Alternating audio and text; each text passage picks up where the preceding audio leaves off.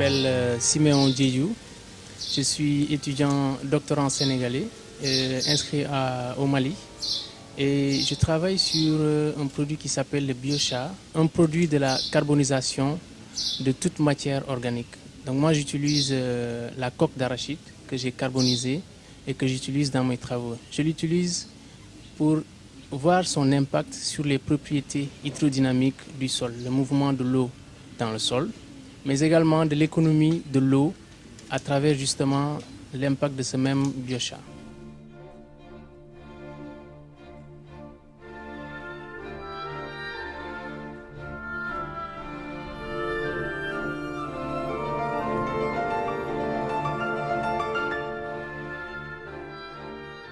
Il y avait quelques années de cela, je travaillais sur une ONG. On faisait du maraîchage.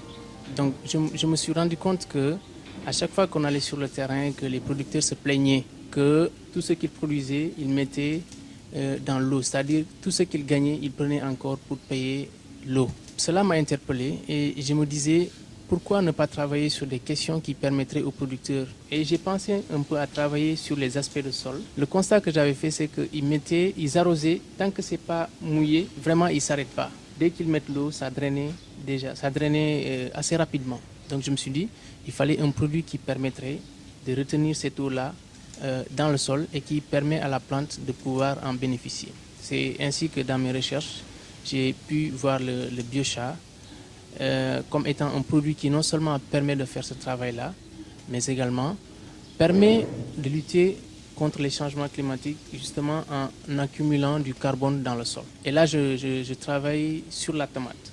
Parce que la tomate, c'est la deuxième culture maraîchère du Sénégal. Je voulais vraiment joindre mes travaux par rapport aux besoins justement de notre pays. On n'est pas à l'abri justement de cette question de l'eau qui est une question mondiale qui, avec les changements climatiques, va venir à être une denrée rare. Alors, il y a plusieurs types de production. Il y a des gens qui produisent le biochar de façon industrielle. Il y a des gens qui le produisent de façon semi-industrielle, mais il y a des gens qui le produisent de façon artisanale, comme moi. Il est utilisé comme source d'énergie.